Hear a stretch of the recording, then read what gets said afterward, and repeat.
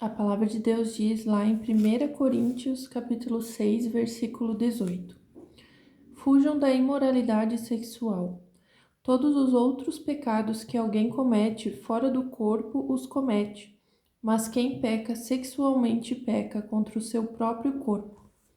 Acaso não sabem que o corpo de vocês é santuário do Espírito Santo, que habita em vocês, que lhes foi dado por Deus e que vocês não são de vocês mesmos? Vocês foram comprados por alto preço, portanto, glorifiquem a Deus com o seu próprio corpo. Lá no versículo 8 do capítulo 7, diz assim: Digo, porém, aos solteiros e às viúvas: é bom que permaneçam como eu. Mas se não conseguem controlar-se, devem casar-se, pois é melhor casar-se do que ficar ardendo de desejo. Aos casados, dou este mandamento, não eu, mas o Senhor: que a esposa não se separe do seu marido, mas se o fizer, que permaneça sem se casar, ou então reconcilie-se com o seu marido, e o marido não se divorcie de sua mulher. Aos outros eu mesmo digo isto, não o Senhor. Se um irmão tem mulher descrente e a ela se dispõe a viver com ele, não se divorcie dela. E se uma mulher tem um marido descrente e ele se dispõe a viver com ela, não se divorcie dele. Pois o marido descrente é santificado por meio da mulher, e a mulher descrente é santificada por meio do marido. Se assim não fosse, seus filhos seriam impuros, mas agora são santos. Todavia, se o descrente separar-se, que se separe.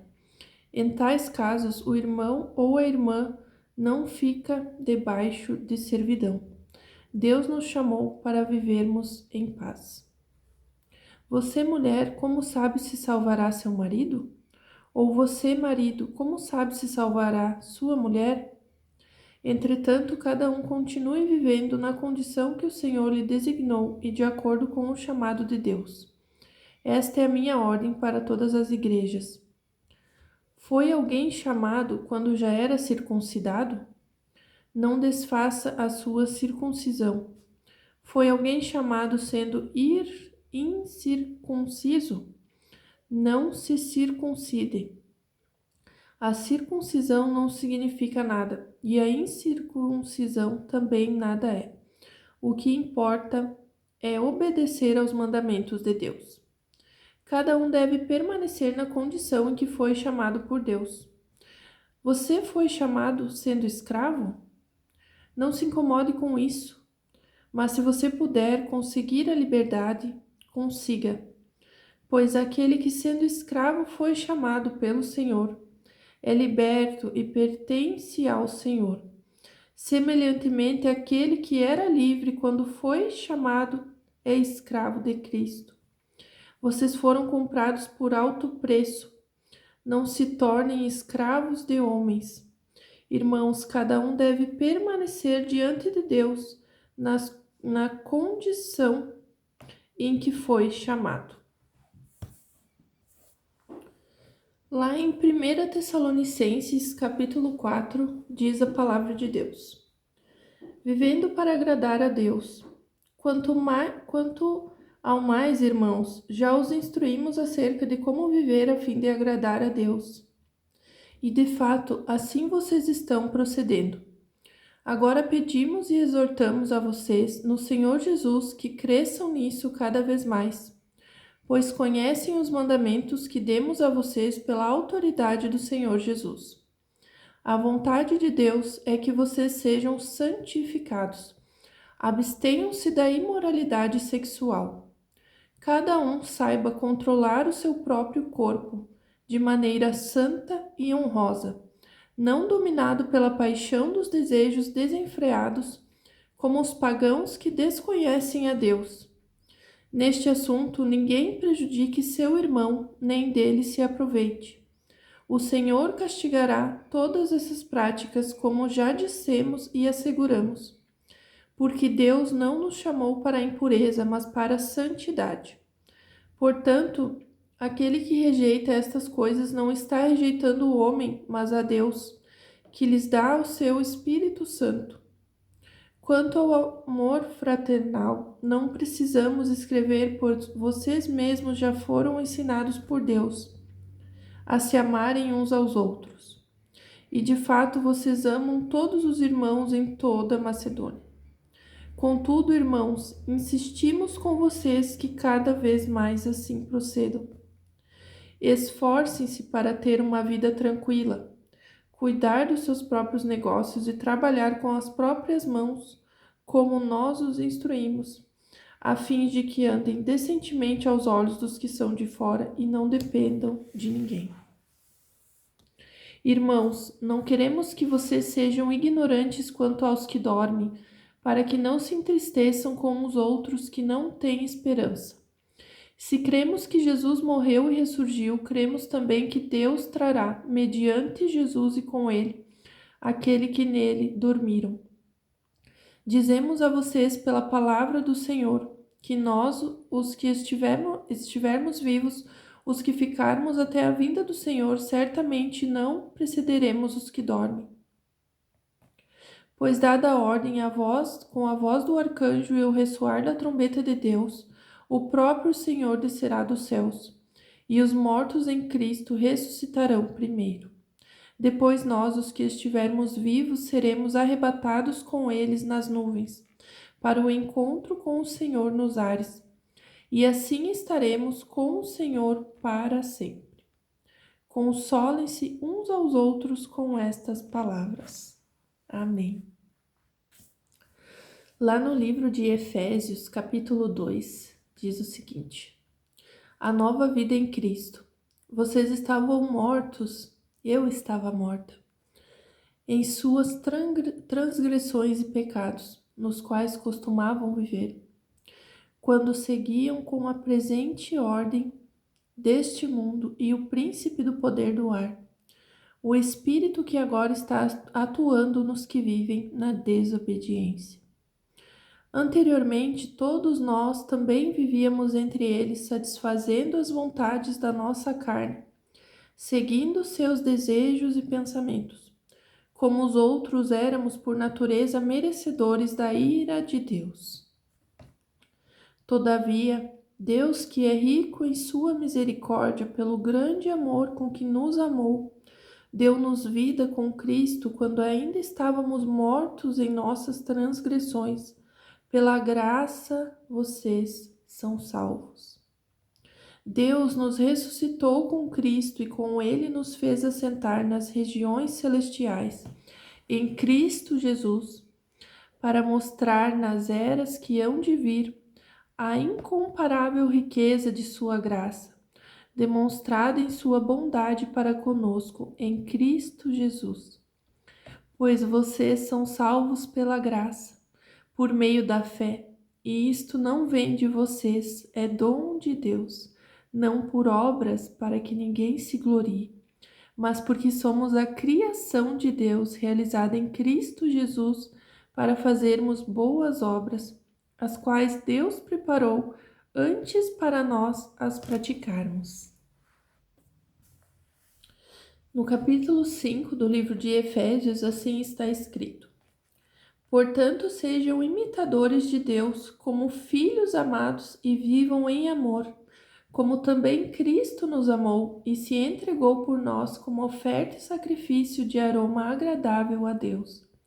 Entre vocês não deve haver nem sequer menção de imoralidade sexual, como também de nenhuma espécie de impureza e de cobiça, pois essas coisas não são próprias para os santos.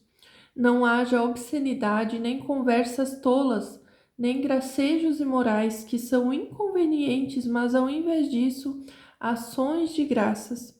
Porque vocês podem estar certos disso. Nenhum imoral ou impuro ou ganancioso que é idólatra tem herança no reino de Cristo e de Deus. Ninguém os engane com palavras tolas, pois é por causa destas coisas que a ira de Deus vem sobre os que vivem na desobediência. Portanto, não participem com eles dessas coisas, porque outrora vocês eram trevas, mas agora são luz no Senhor. Vivam como filhos da luz, pois o fruto da luz consiste em toda bondade, justiça e verdade, e aprendam a discernir o que é agradável ao Senhor. Não participem das obras infrutíferas das trevas, antes exponham-nas à luz, porque aquilo que eles fazem em oculto, até mencionar, é vergonhoso. Mas tudo o que é exposto pela luz torna-se visível, pois a luz torna invisíveis todas as coisas. Por isso é que foi dito: Desperta, ó tu que dormes, levanta-te dentre os mortos, e Cristo resplandecerá sobre ti.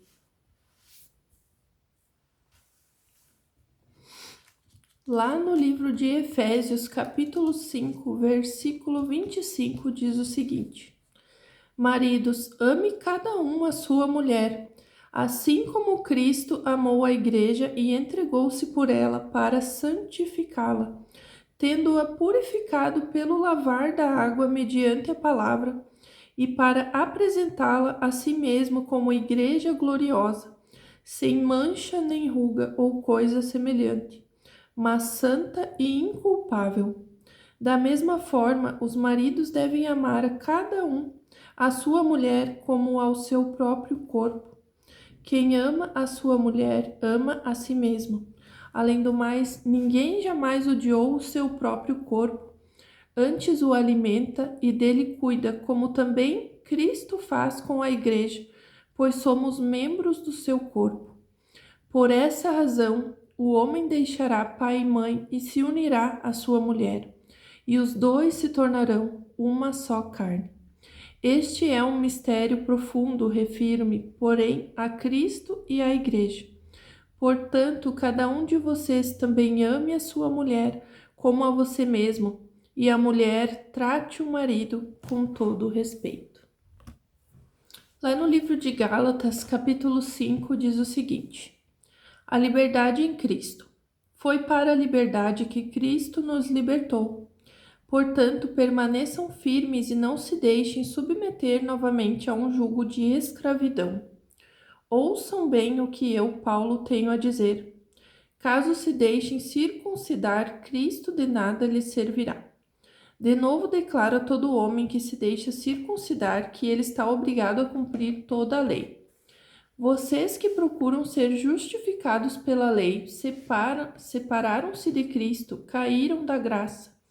Pois é mediante o Espírito que nós aguardamos pela fé e justiça, que é nossa esperança.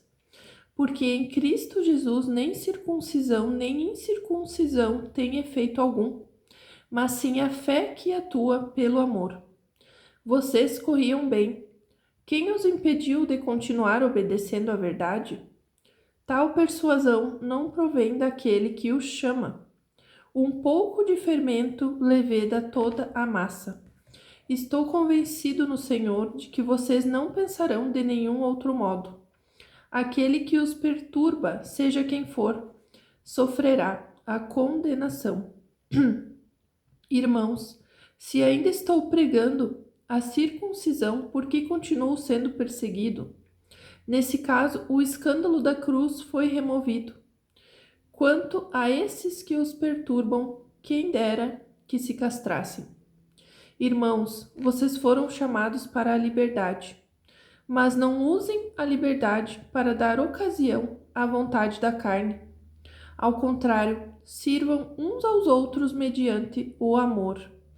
Toda a lei se resume num só mandamento: ame o seu próximo como a si mesmo. Mas se vocês se mordem e se devoram uns aos outros, cuidado, para não se destruírem mutuamente. Vida pelo Espírito. Por isso vos digo: vivam pelo Espírito e de modo nenhum satisfarão os desejos da carne, pois a carne deseja o que é contrário ao Espírito, o Espírito o que é contrário à carne. Eles estão em conflito um com o outro, de modo que vocês não fazem o que desejam. Mas se vocês são guiados pelo Espírito, não estão debaixo da lei.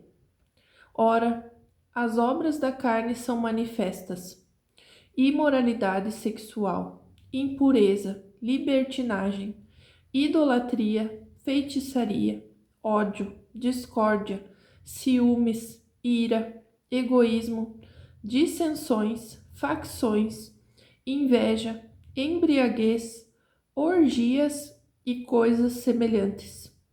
Eu os advirto como antes já os adverti. Aqueles que praticam essas coisas não herdarão o reino de Deus.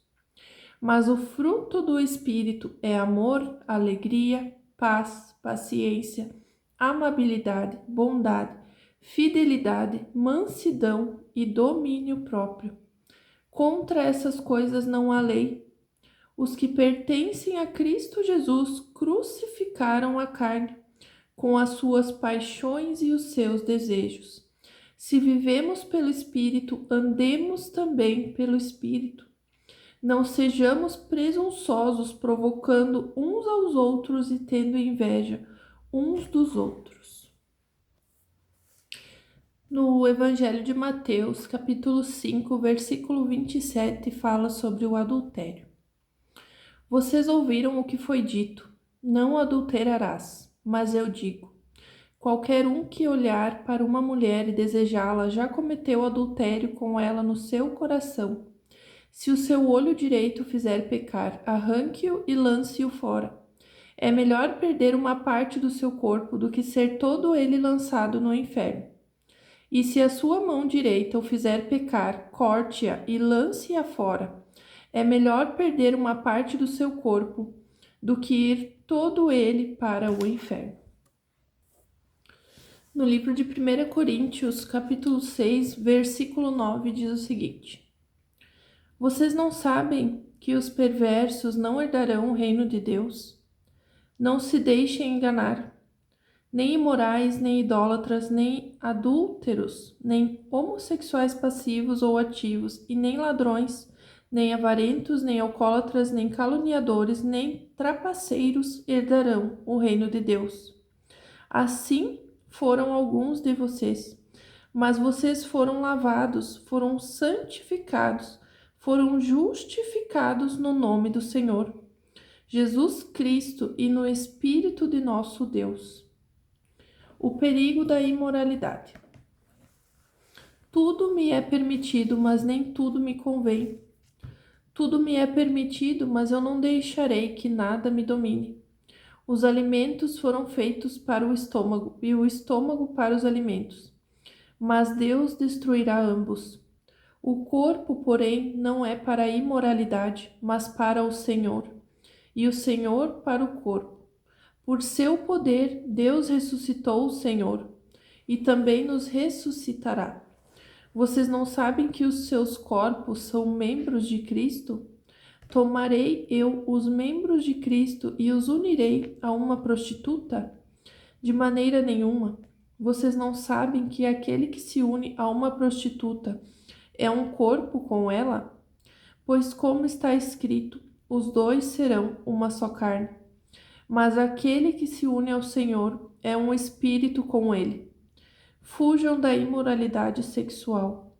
Todos os outros pecados que alguém comete fora do corpo os comete, mas quem peca sexualmente peca contra o seu próprio corpo. Acaso não sabem que o corpo de vocês é santuário do Espírito Santo que habita em vocês, que lhes foi dado por Deus e que vocês não são de vocês mesmos? Vocês foram comprados por algum preço, portanto, glorifiquem a Deus com o seu próprio corpo. Temos várias passagens na Bíblia que confirmam que Deus oferece misericórdia não a quem justifica o seu pecado, mas a quem se arrepende, confessa e abandona. Uma dessas passagens é em Provérbios 28:13. O que encobre as suas transgressões nunca prosperará, mas o que as confessa e deixa alcançará misericórdia. Outros versículos que falam sobre arrependimento de pecados são Ezequiel 18, 21 e 22. Mas se o perverso se converter de todos os seus pecados que cometeu, e guardar todos os meus estatutos, e fizer juízo e justiça, certamente viverá, não morrerá. De todas as transgressões que cometeu, não haverá lembrança contra ele. Pela sua justiça que praticou, viverá.